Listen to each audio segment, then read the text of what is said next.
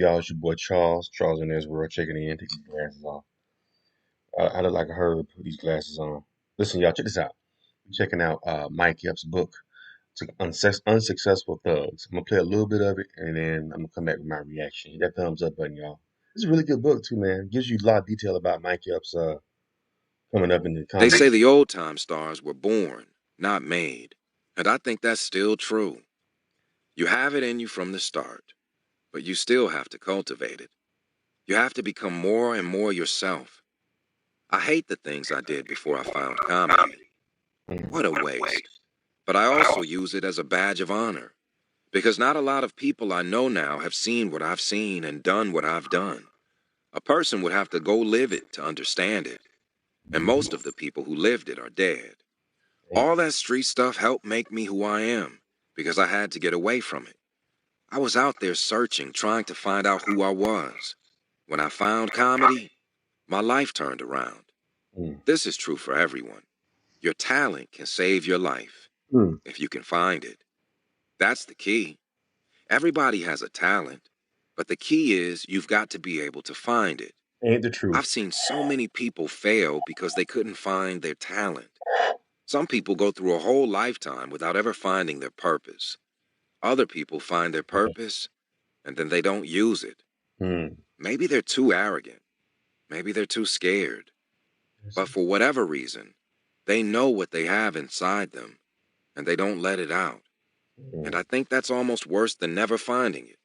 Right. I do still get the fear though. Your talent can make you shy. It can make you very vulnerable to know you have this thing that you care about. That's the very core of your being. And to know you have a destiny to show it. It's hard to live with. That's the thing about being a talent and an entertainer. It can be a burden as much as a gift. It's hard to live with the fact that people depend on you to make them happy. Even if you were blessed with that talent and you know you can make them laugh, you don't always want responsibility for that shit. Mm. People say, "You're a comedian. Say something funny." I hate that. I want to tell them, "You say something funny, motherfucker." Tears of a clown is real. Your job is to make people That laugh. sound like some shit he would say too. You say something. You know how you talk and stuff. That's hilarious. Yeah, it's kind of insult. It's almost if I got a friend that's comedian. People know him, and they would come up to him and say, "That's kind of offensive." Like say something like, "Am I your Joker? Do I amuse you?" Like Joe Pesci said in Goodfellas. Do I amuse you? Like what kind of shit is that?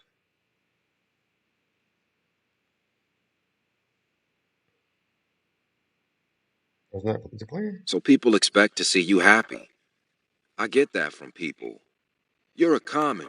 You have money now. You Mm. don't have a right to be down, to be sad. You don't have a right to be anything but happy. All right. They don't care that I'm a person who suffered and suffers still. I've been acting out a long time. When I was bad, I was bad. Mm. But I spaced it out. I didn't do a whole bunch of petty bullshit things. I'd be good and good and good, and then I'd do something dangerous. The good news is that one sin isn't bigger than the other. Forgiveness is a powerful thing.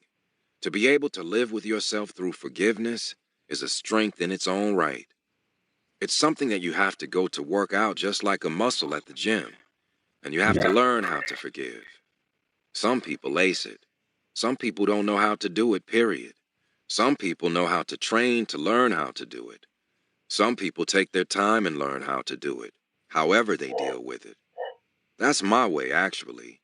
I try to remember that it's only so many minutes in a day, so many hours in a day, and I Mhm. need to make it through the day, listen to the good voices in my head and not the evil ones. I know I've had a death wish, whether it was street shit, getting high on drugs, having sex unprotected. Mm. I can see that what I wanted was to accidentally die. That's some fucked up shit. Maybe I wanted to die too because I'm not afraid of death. Mm. I believe in the afterlife. Man, this nigga getting deep in this book. Shit. I ain't know the brother's gonna get this deep. You know, 'cause he's a comedian. You think it'd be a little bit more lighthearted, but goddamn, Mike. I believe heaven is the spirit. I think the spirit lives in things and lives in people. You ever meet a person for the first time that you thought you already knew? People Hmm. love people and don't know why they love them. Have no idea what it is about this person that they like. But I really think that could be something from a past life, you know what I mean? Mm, It's nothing to be weird about. It's good. It's beautiful. It gives you hope. It'll make you say, damn, I shouldn't be in fear of the next life.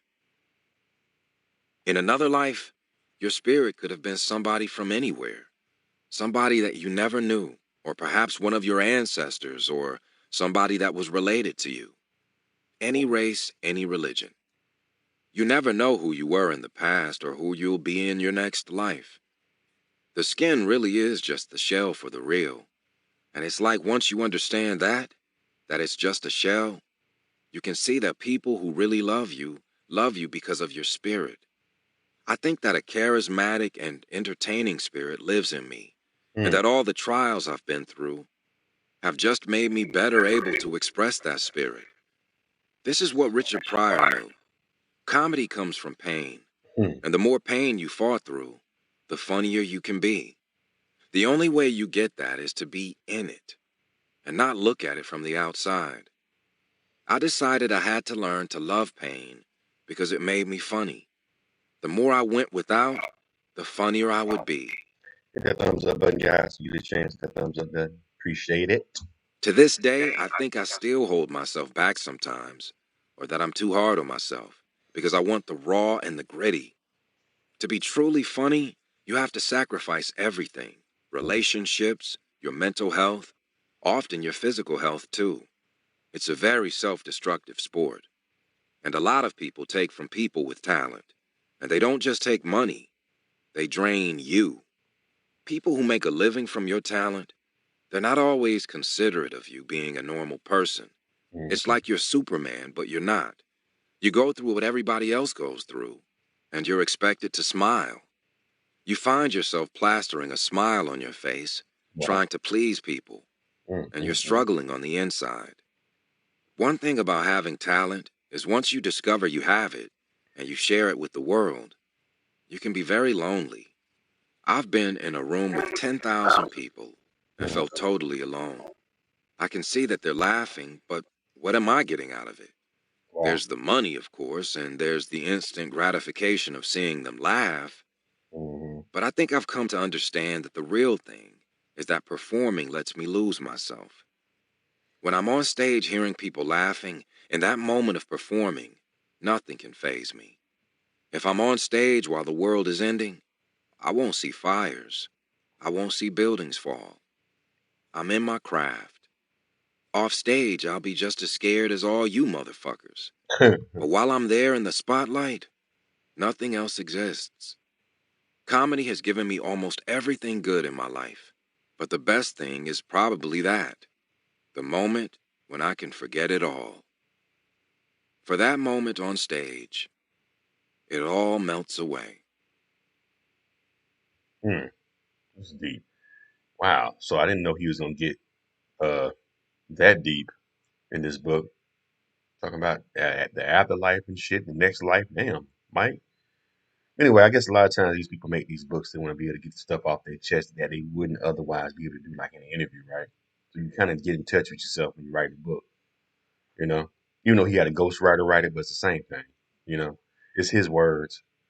Um, I didn't know he had a drug problem though, man. Y'all gotta watch the other video I did about this book, Unsuccessful Thug Mike Epps. If y'all want to listen to it, check it out on Audible. It's dope, man. I like it so far. What do y'all think? What y'all just heard? Leave your comments and subscribe to Charles and Ezra. Appreciate